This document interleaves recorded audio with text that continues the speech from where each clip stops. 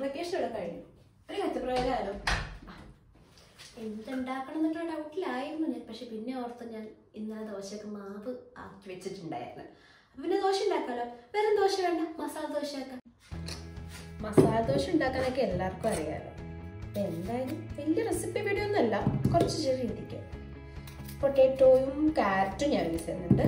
പൊട്ടാറ്റോയും ക്യാരറ്റും കൂടെ ഒന്ന് പുഴുങ്ങണം. ബാക്കി ക്യാരറ്റ് ഞാൻ അല്ലാണ്ട് ചേർക്കാനാണ് ചെയ്യുന്നത്. ഉപ്പും കുരുമുളകും കുറച്ച് മഞ്ഞളും നല്ല ഒഴിച്ച് കഴിക്കാം. അങ്ങനെ അപ്പോഴത്തെ പൊട്ടാറ്റോ ആൻഡ് ക്യാരറ്റ് മാഷ്ഡായി വന്നിട്ടുണ്ട്.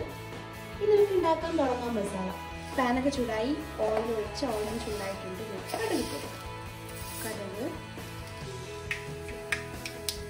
കടുക് പൊട്ടി കഴിഞ്ഞിട്ട് ഉഴുന്നിട്ടെടുക്കാം. ഉഴുന്നൊന്ന് ബ്രൗൺ ആവും.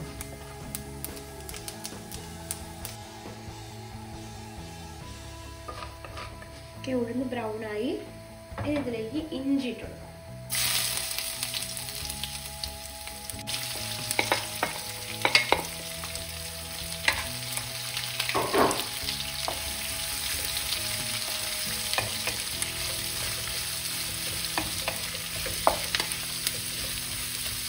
ഇതൊന്ന് ശകലം വാടട്ടെ.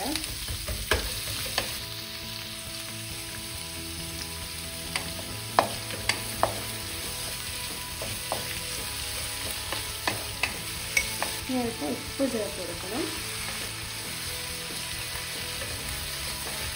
കുറച്ച് മഞ്ഞൾപ്പൊടി.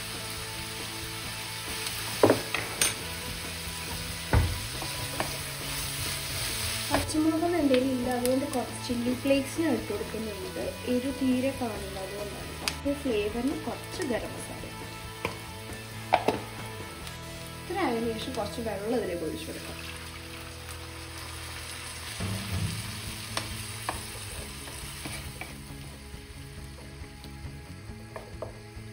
ഇനി ആ ഉള്ളി ഒന്ന് വേവട്ടെ. പെട്ടെന്ന് കാത്തിരിക്കാം. എൻ്റെ ദോശമാവ് ഇവിടെ റെഡി ആയിട്ടുണ്ട്. ഇവിടെ അരിയും ഉഴുന്നൂട്ട് അരച്ചൊന്നുമല്ല, ഇത് പൗഡർ മിക്സ് ചെയ്ത് വെച്ചതാണ്. നമ്മളിതിലേക്ക് അരിഞ്ഞു വെച്ച ക്യാരറ്റ് മിക്സ് ചെയ്യാൻ മറന്നുപോയി, അതിട്ട് കൊടുക്കും.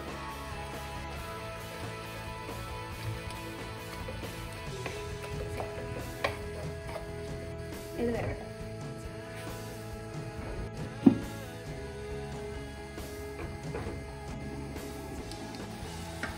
ഇതിലേക്ക് നമ്മൾ മിക്സ് ഇട്ട് കൊടുക്കാം.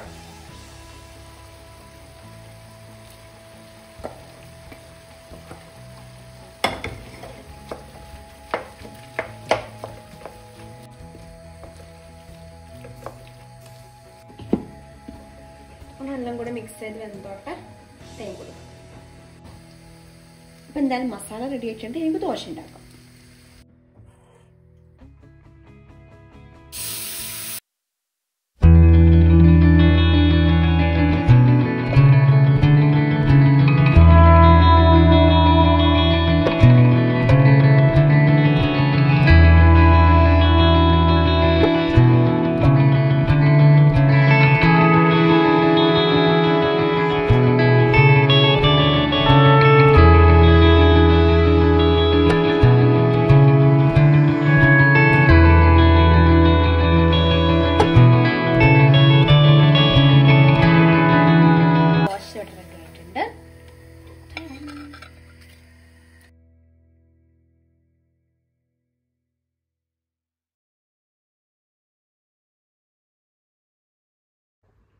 അങ്ങനെ ദോശയും റെഡി, ചായയും റെഡി, ചമ്മന്തി റെഡി.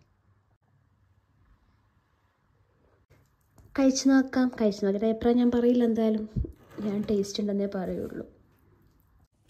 അപ്പോൾ ഫുഡ് റെഡിയായി, ഞാൻ കഴിക്കാൻ പോട്ടെ. അപ്പോൾ ഇത്രയുള്ള വീഡിയോ. Bye bye.